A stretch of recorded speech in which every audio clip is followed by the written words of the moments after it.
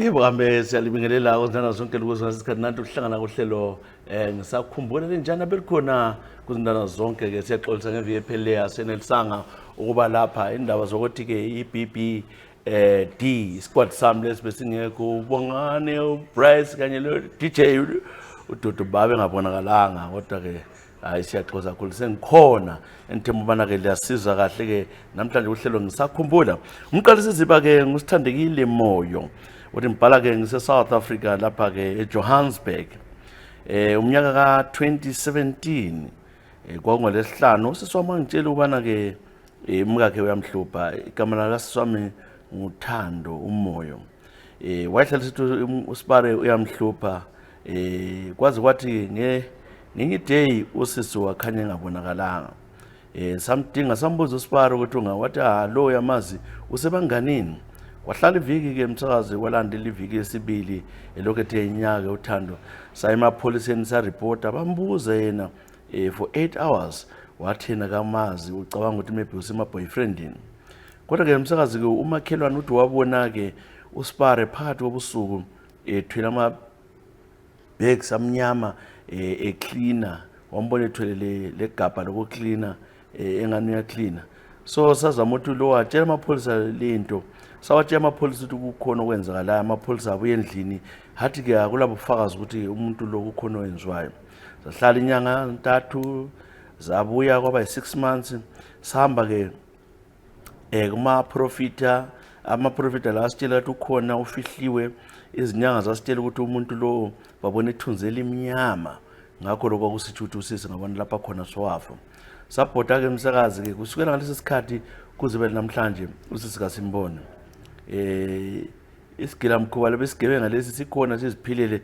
seze silomunye umfazi lokho esala usiswami siyamkhumbula ke umsakazi kasikwazi ukuthi ungaphi kodwa njengefamily sisa accept ukuthi wabulawa njalo ke yena ke lo muntu uyala sesizamile bebehlala ke khona phana ke endano kuthiwa kuse Uvel eJohannesburg khona pha South Africa ngibuhlungu umsakazi ngoseswethu uThando Moyo uthe ke enyamalala beleminyaka ke 31 singazi ukuthi kunga ngiyacela ke ukuthi nxa kulomuntu omaziyo kodwa sesadela sesa advertise amanye iziphepheni yonke indawo lawe sasawubhala ukuthi icela ke umemeze kodwa hayi akabonakali asikwazi ukuthi siyacela ubana ke uDube kasitshele lapho ohamba khona udade wethu ngizwa ubuhlungu yimi ke okhalayo lapha ke Thando sithandekile Moyo ngicela ke unitshale enye izingoma engangiduduza ezinye zangoma lakho wayethanda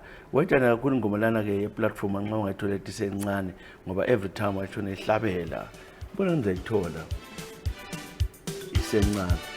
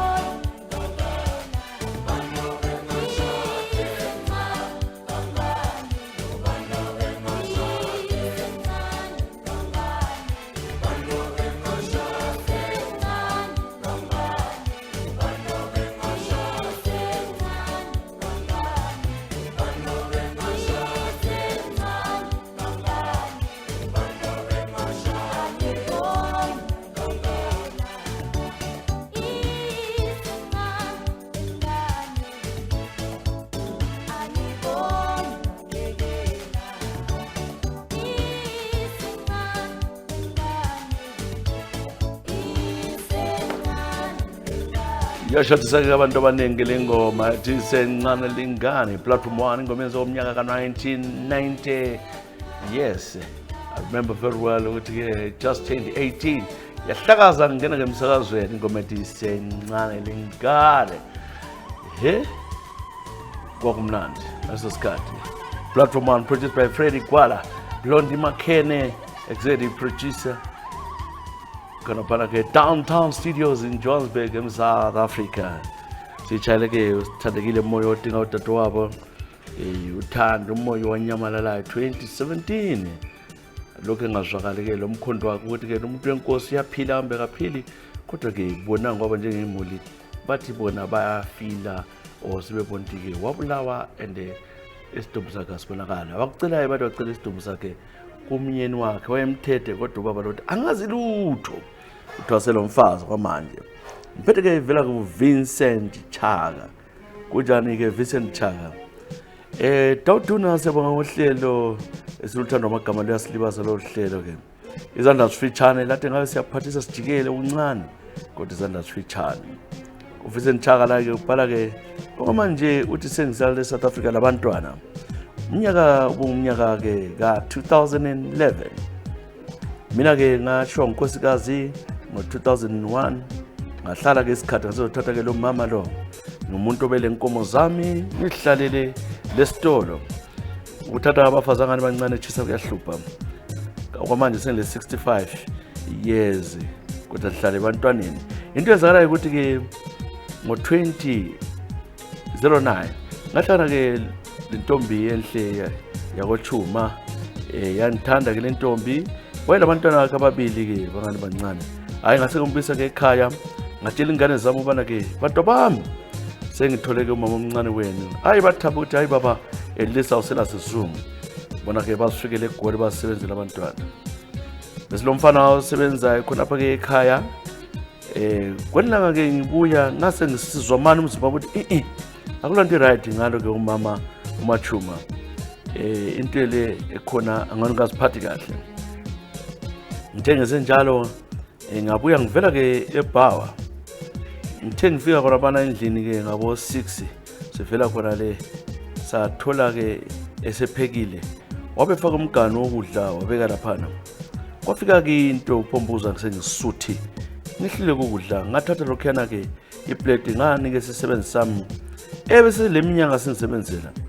Umuntu wenkosi mdaweni awuhlala nga 15 minutes. Wayesegomela sehlanza igazi, sehlanza yonke into. Umama lo emfakele ke uChef Poison.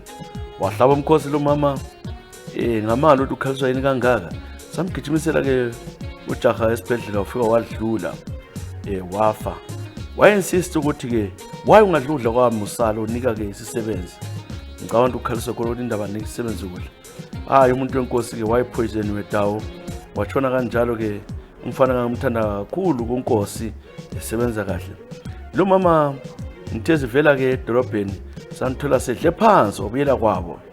Bathumela abantu ubana ke uhamba njani. Wagcina ke evuma ukuthi ke ungidlisile. Kodwa yazi into zezibaba wahamba umama lo ke wafika wanikwa iwarning wathoka kulabo fakazi okugcwele ukuthi ngiyomfakele ipoison. Wayesetshelwa ngabantu ukuthi afika phike waphika la kanye kuthiwa imfakele isibindi sengwenya. Kwaswelakala evidence ukuthi ipoison kodwa umuntu lo ufe ngama natural causes. Ngakho lokhu akudlileyo aso poison. Waphuma kanjalo lo muntu ikwehlukana nalo mama. Ngizwami ukhona kule bantu abagcileyo lapha eSouth Africa. Umnyaka ka 2011 yangasoze ngafanga ukhohlwa lakathi esihliziyo yami buhlungu. Lo mama ke kuthi uyahawula khona le umthakathi omkhulu. Ngapho sangahamba chisa kodwa uNkulunkulu uyangithanda. Ngicela ke ungitshele izingoma. Hey, kuthi uthi wayesefuna uthatha ilifa lakho baba kumbe wayefuna uthathani. Lokho kuthi uthi songakhunywa nguyeke lo mama. Kodwa uthe uthanda ngoso brothers nxa ngithola isiphalaphala. Nasi ingoma Vincent Chaga. Isiphalaphala. Sambe nsizwa yakithi.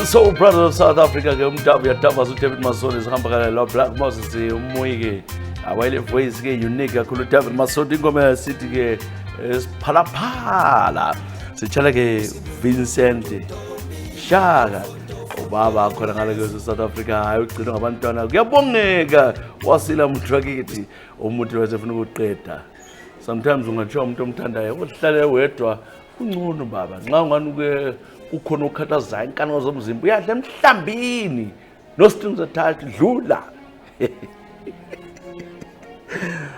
yabona ke ibhola seliyaqalisa. This is a new Arsenal football kit. Thank you to the Arsenal FC for this jersey. As one of their fans, top fan, number one fan, they said, we see your work, Ezra will send you a t-shirt. Thank you, Willie. Thank you, Gunners. Thank you, the CEO, the staff at Arsenal Football Club. It's a nice jersey. Thank you so much. Siyabonga kakhulu, one of the few beneficiaries of these jerseys. Some of the fans, they just sent as a sample. Right, thank you. Lihle sibanda madawu njani. Ngisazi ngahlana le jaka uthiwa ke uJJ sisekhaya ke igama lakhe nguJason Juru. Lindoda ke yayivelela ke emaswingo kodwa yazohlala kuBulawayo. Sathandana kuhle sabuya sacela sisuka sonke ngo2003 silubheka sakhe eUnited Kingdom. Safika lapha sahlala sonke kukuhle sathi sisebenzele ekhaya. Samanager ukuthenga ke indlu yethu sathenga lenye indlu ke elokitshini ePhumla South istand sakha yaphela yonke into oba kuhle. Waqalisa ke imkhuba yakhe njalo uyazi ke igender le eka Adam ukuthi ke engabona bona yasuka iphise yasuka ke waqalisa ukungijolela ngamkhuza ngambamba ngamkhuza kwalelanga ke ngo2014 ngabona ke ukuthi uyakhuluma lo umuntu ekhuluma bebhala ucanda ishona kangisazi bebhalelana sibili kulo rudo runzima betshelana ukuthi konkona uyenchasiyana naye ngakuya kumusha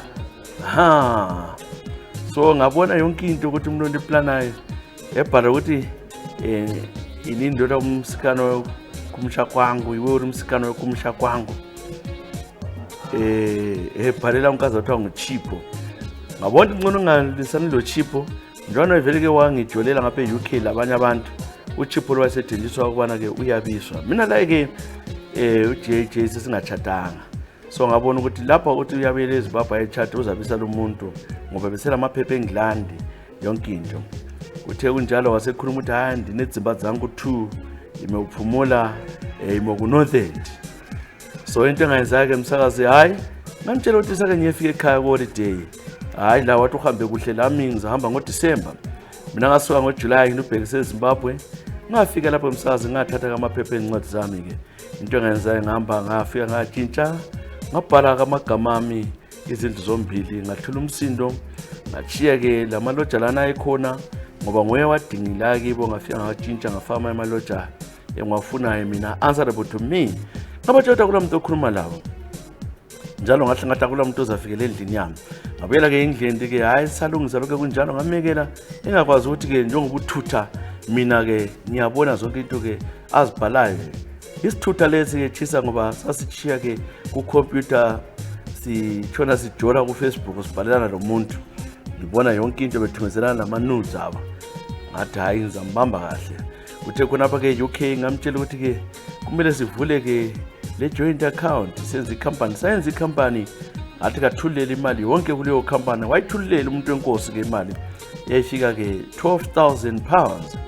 Kuthe kunjalo ke njana kwa icompany ngalungisa kuhle ngatshintsha ukubana ke no longer director usala seyimi waphuma lapha yena ngizangabona ukuthi asengiyo director.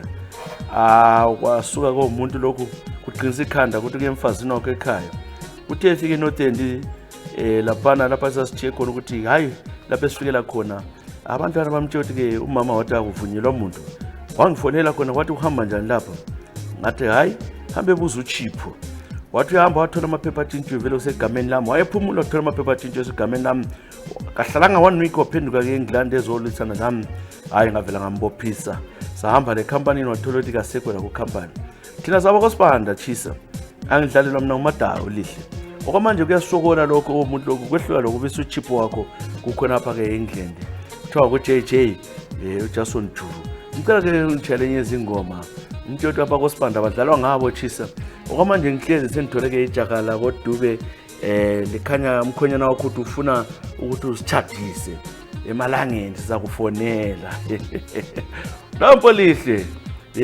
Awulihle uthi kadlalelwa wahle waphangisa ukubona ukuthi lapha kuyonakala wahle wabona i-red flag wahle wavela waqeda ibindi incwadi yakho but anyway sibalile ngicela ke ingoma ethi Motherland nas Yvonne Chaka Chaka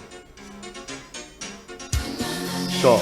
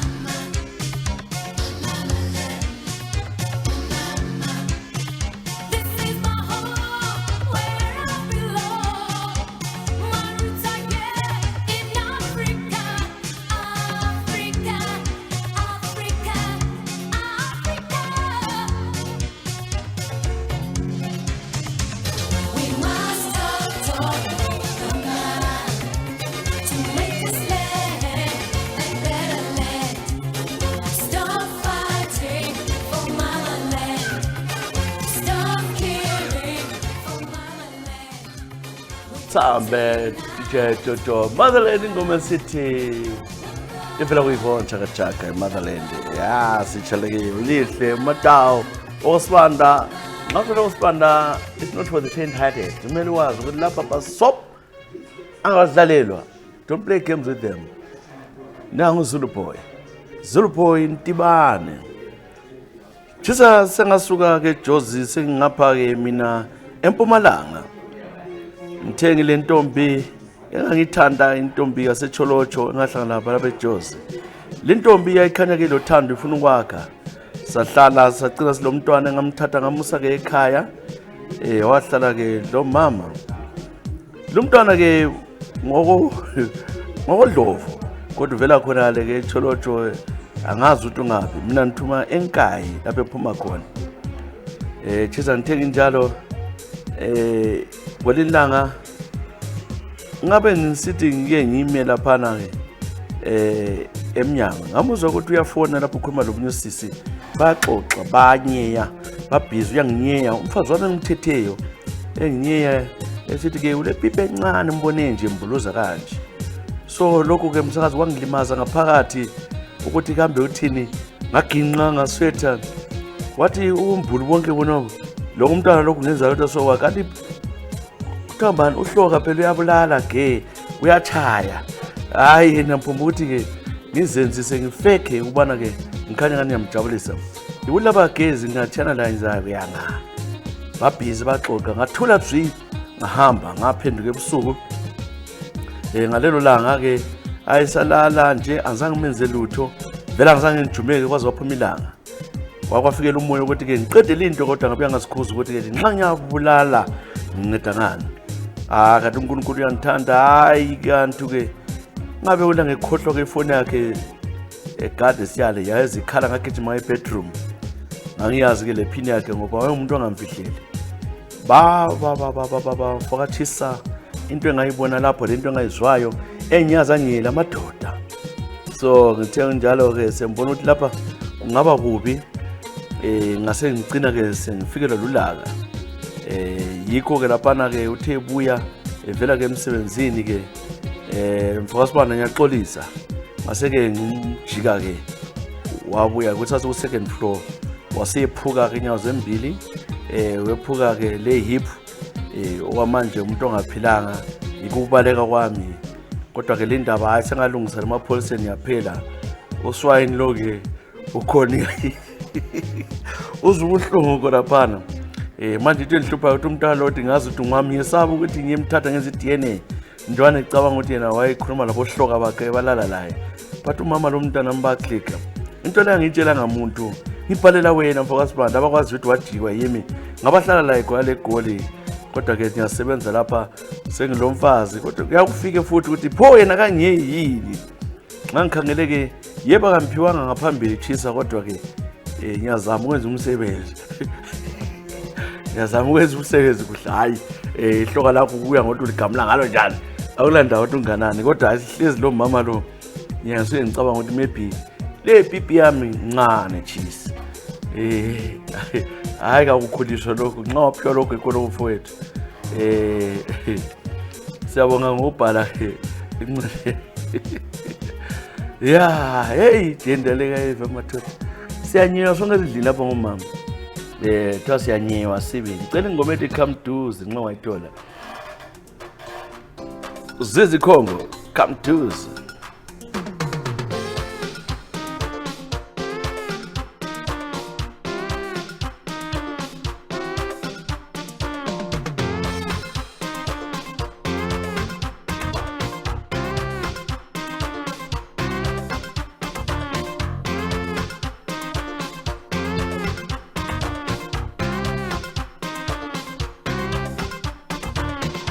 Every time I see your face, baby,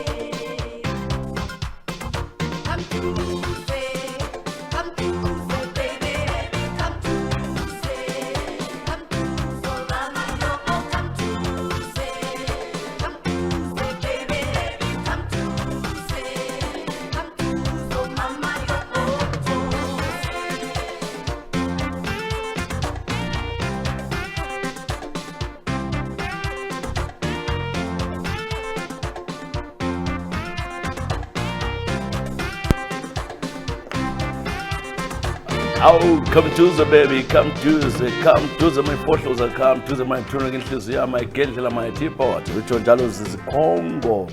Bese chala ke uZulu ibane khona ngale la sempumalanga Mzansi Africa sikuhlelo ngisakhumbula bhala yakho la ize. Siza ukuthi uthini abaphathise I'm happy to say some of the people babe nama problems. Kulana bayifuna ukuthi I can solve this. So ngabahlanganisa omnye ubuye bonke ukuthi hayi ungathi kakhululwana baba ke wangifonelayo. Lekwenda bakhona. Kuthi njalo ke siza ukuthi abe Fruiton ke basiphatheleni lapha ke indaba zezimoto lokho sidinga izimoto abakwethu isani imoto ke la siza ukuthi bathini.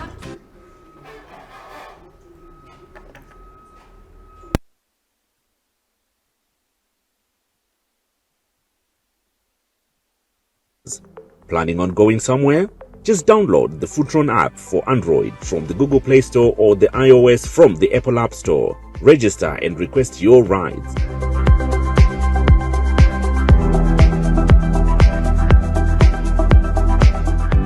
Follow us on Facebook and Instagram by choosing your country page, whether it's Fruiton Africa Botswana, Fruiton Africa South Africa, Fruiton Africa Namibia, Fruiton Africa Zambia, or Fruiton Africa Zimbabwe to receive service updates and promotions. Do you own a car? Do you want to make extra money? Do you want to be your own boss? Do you want to work when you want to? Why don't you join the Fruiton Driver program? We are recruiting drivers across major cities. Download the Fruiton Driver app for Android from the Google Play Store or for iOS from the Apple App Store and register. Follow us on Facebook and Instagram by choosing your country page, Fruiton Africa Botswana, Fruiton Africa South Africa, Fruiton Africa Namibia, Fruiton Africa Zambia, or Fruiton Africa Zimbabwe to view the driver requirements for registration. Download the app and request your ride or join the Fruiton Driver program and start earning money.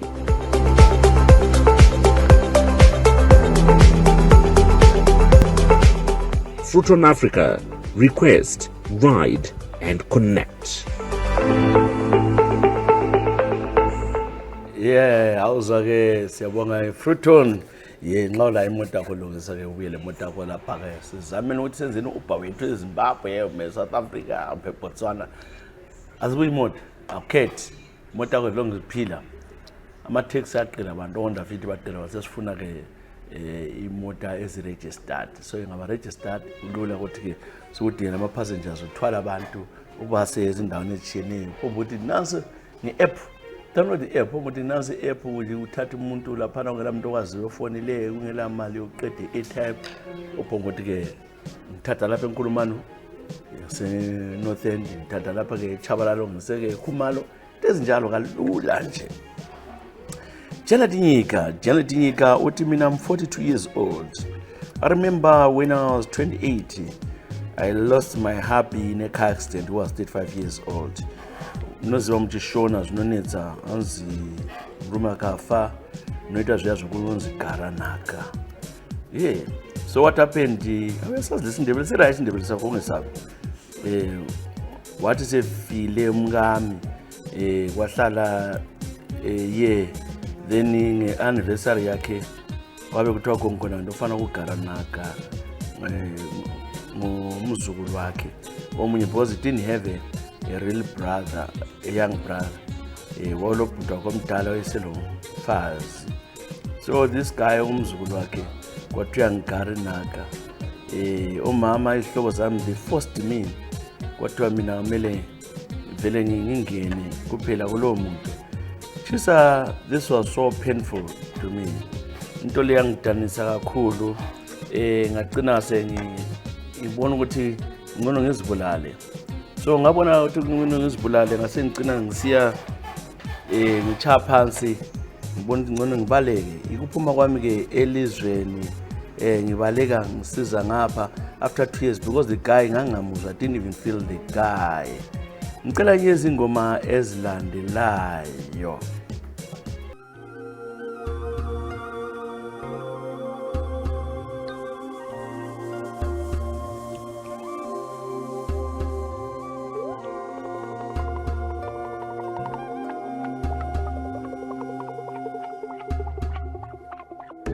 I'm looking for my woman to be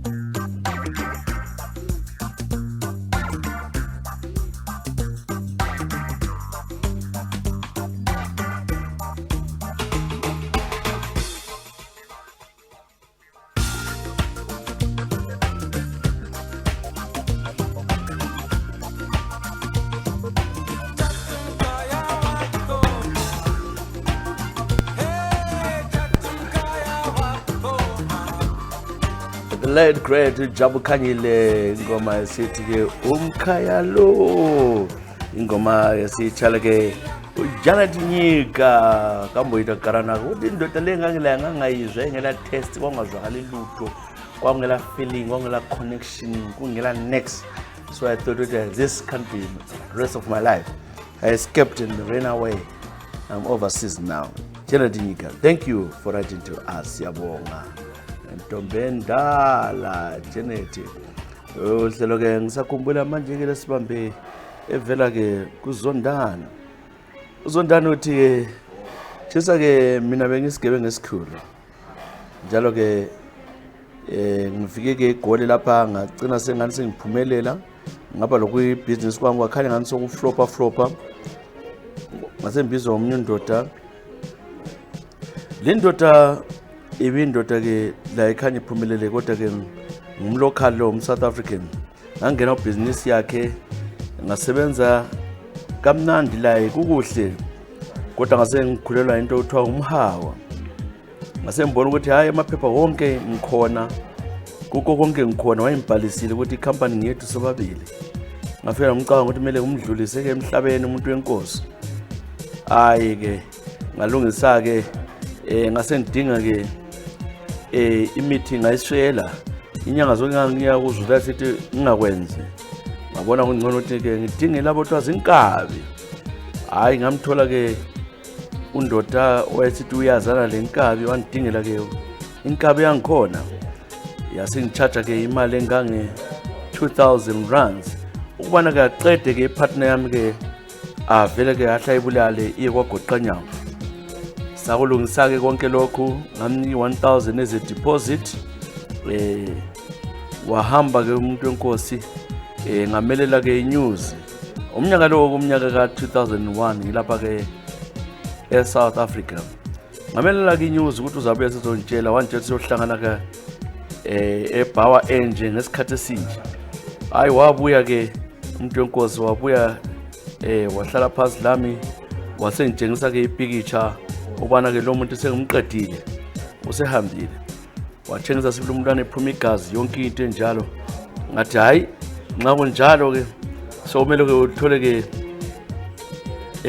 uthole ke ibalance yakho msakazi ke waphuma ke lo muntu sakhaphana ke wasentshela ukuthi ke uzazofika eofisini ngomvulo kwangolesihlanu hayi athula sibili ke hayi unkosikazi lwana umuntu wangidinga wantshela ukuthi ke umkakhe sebule odutshuliwe ngabantu msazi kangikwazi ukuthi into le yenziwa amapholisa lesigelekeqelesi ngamkhalela umama kabuhlungu ngathi sizaphambi ukuthi hlangane emsebenzini hayi ngafika ke ukuthi ngiyotshela izisebenzi kungumvulo ekuseni guess what ke msakazi wami ngavula ke ngathi ngiyangena ngathola ke ipartner yami ihlalele student sayo ngisathi ngisakhamisa umlomo ngisayithukile sathi zangikhalela ke insimbi bathi okwenzileyo antu ungibulala lokhu inkabi lana layo yabithutsha ke sibuya lalwana undoda engangimcela ukuthi andidingele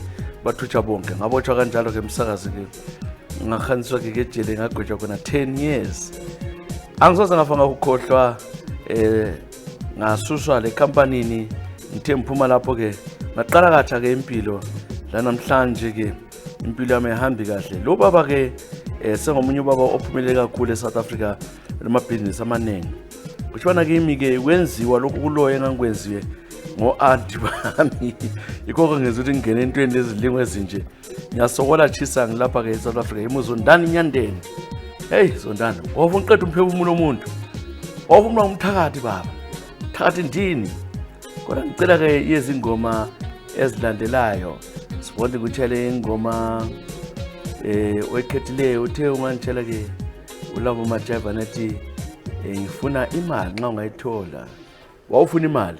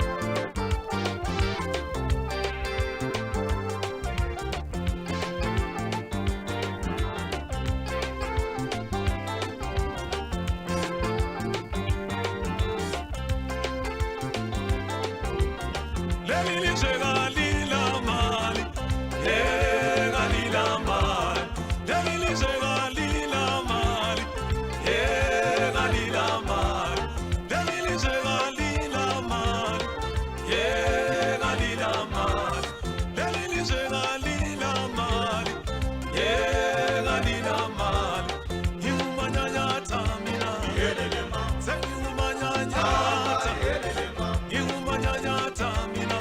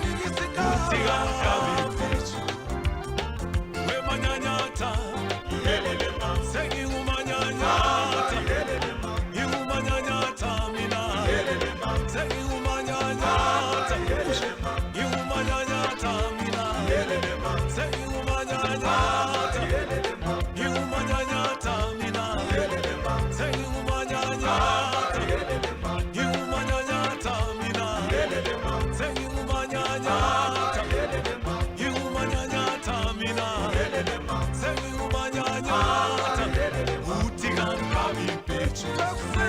Utika mkabi bitch. Utika mkabi bitch. Utika mkabi bitch. Utika mkabi bitch. Utika mkabi bitch. Utika mkabi bitch. Utika mkabi bitch.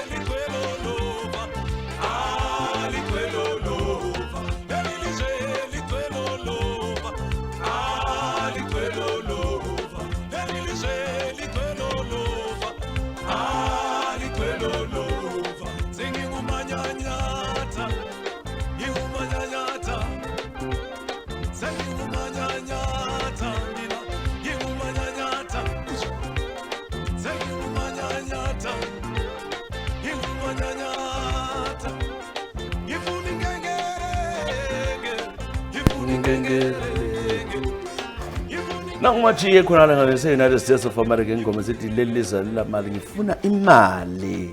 Wathi sahlala ingoma abantu babesithi uyahlanya lo. Ngoba izibaba esemnandi lapha ngo90s. Esithi leliza lamali bathi uthoni ukuthi majilo sehlanya emajayivani. Kanti wayengumprofeti. Was very prophetic. Ekwazi ukuthi abantu bazadubeka bakhala. Ngamba umsebenzi wokhetha. Wothi ke nxa uthola umsebenzi ngapha bekubiza kwezindawo uchiye santandu uye kwenye indawo imningi iholisa bakuncenga abanye bathi kongona buya ngapha siyafaka imali engaka phezulu chiya lapha igcwele yonke indawo kungena umuntu ongasebenzini siyakhumula some of us sathi usebenza siku lower 6 ngama holidays siyachaya imali ko isethi usebenzela kamnandi ngoba isikhathi sangikhona khathesi new normal babone ngani ungabi ukuba ngulova is normal abafana bakathesi umuntu wayele degree esesatshwa ngaleso sikhathi hayi wange kunithinte wesisatshwa niphethe ke ukugcina thunjana ethu love nesijiyane jesa ngingathandana ngaqoma ke enye ke idonki yomuntu how they loveness lo muntu ke bengithe ngumbona ngami ngithojwa sephathini safike iphathi Orange Farm lapha ke indoda khona ke hayi elijakhe libukeka elide elile chest enhle kamagama nxa ngitamela ngizina indoda into yaqasa ke indaba ke sesiye macansini first day ngacabanga ukuthi mhlawumbe ke umuntu excited umuntu lokho echisa ngesikhathi ma ukuthi kuyenziwa ke love making yena ke siqale sothi ke angivuthele endlebeni angivuthele indlebe okunzima mfana kaSibanda angani uyimunye indlebe yami aphinda 10 futhi angise kwenye side uthi ngimunye indlebe ka left ngathi mhlawumbe ngumbe ukuthaba ukuthi ke ujabule kakhulu ayi kwaba njalo ke indlebe yami eqasa ukuduma ngezwe ubuhlungu kakhulu ngoba ngangijwayelanga lokho hayi sehlukana sibili ngamtshela ngiyamthanda desperation ufuna umendo lokho wathi kumele ngimove in sihlale sonke kwenye ke flat eSouth Africa eJohannesburg ucommissioner sahlala sonke kuleli flat ayi into lezana ke imkhuba yakhe lengabona wayitshelwa zinyanga zakhe hayi ukuvuthela baba engavelathi ngoba wayengumuntu ke ongafuniyo ukwenza different position wayehla vela ahlathi kumele ngilale njalo ngikhangele phansi abese bevuthela indlebe lezi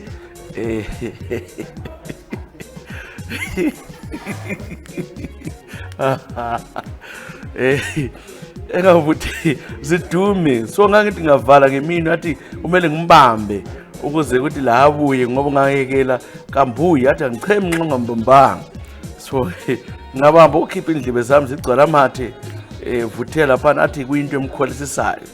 The guy was possessed, a very poor kisser. Asize ngibala ukuthi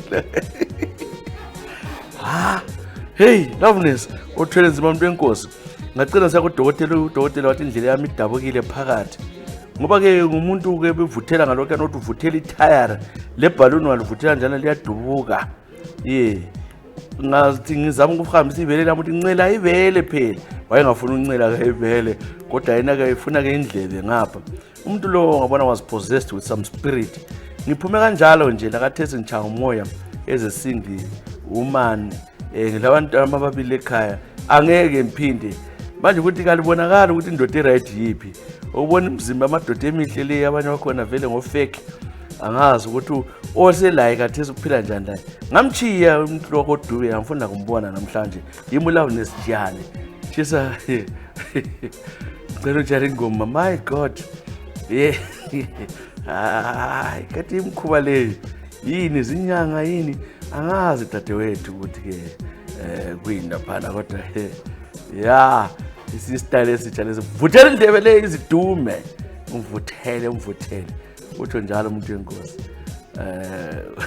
wavuthela bese kuhlelo ngisakhumbula ke lapha ke uYouTube yathi cela lishare page lishare linika abanye ukuzihambe endaweni eziningi ipage wathi kuchale so brother sivule ngayo ngoba sivala ngayo njalo ngamasolo lo bathandela abantu baningi abakhethe namhlanje bese kuhlelo ngisakhumbula namhlanje ke sibonga ke babuye beteam monke bancintisana kodwa sithethe ithuba elide ukungena e-studio uBryce uthubela hlamakhiye uDodo ke wathi ngawubongani ke bese entombini kodwa hayi konke sokuhambe kahle sesisebenzile siyabonga kakhulu bese kuhlelo ngisakhumbula igama lami Jesus Banda. Till next time, you take care of yourselves and each other. God bless. Bye-bye.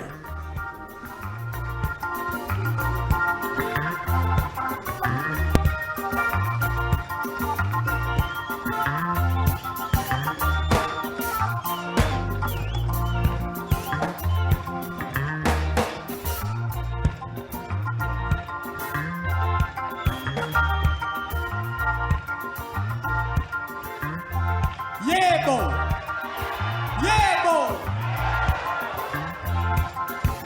Uyabona manje nginikhumbuza kudala siyezwana. Nginikhumbuza mzukwane siyezwana.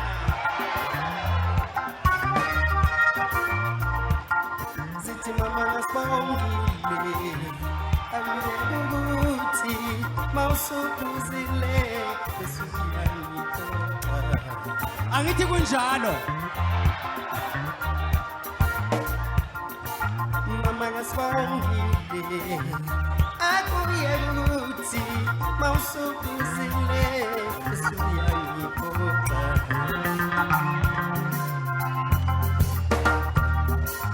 mina ngifuna ukuthi omakhelwane basibone sixabana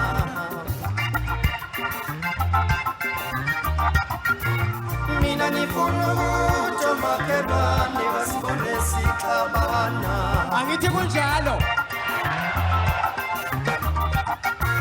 mina ngifuna ukuthi omakhelwane basibone sixabana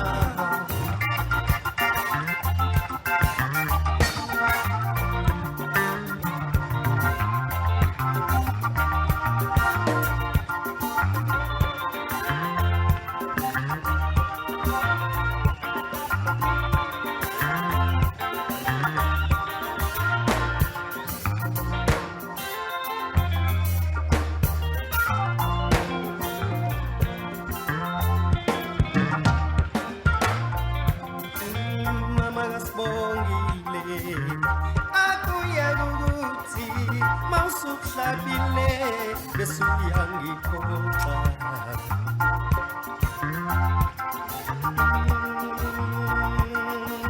mama ngasibongile akuya ukuthi mawusuphuzile besuyangiphoqa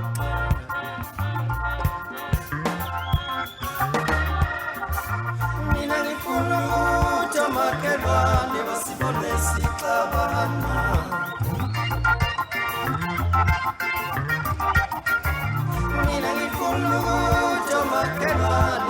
basibone sixabana.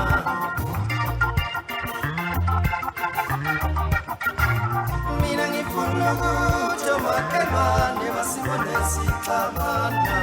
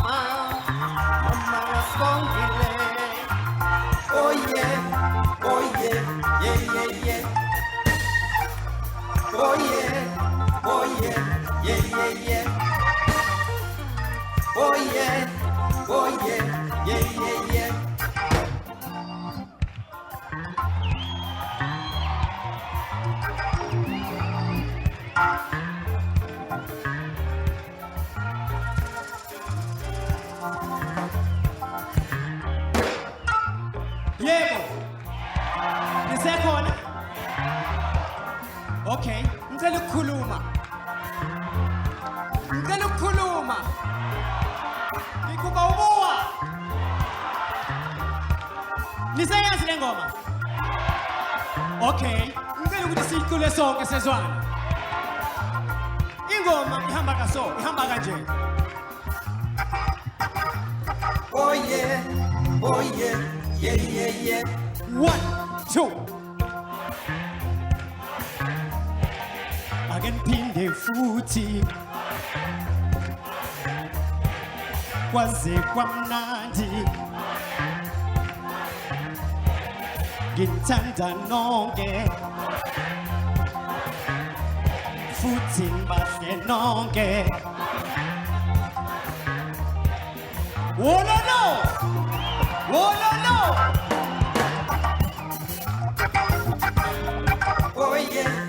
Oh yeah, yeah.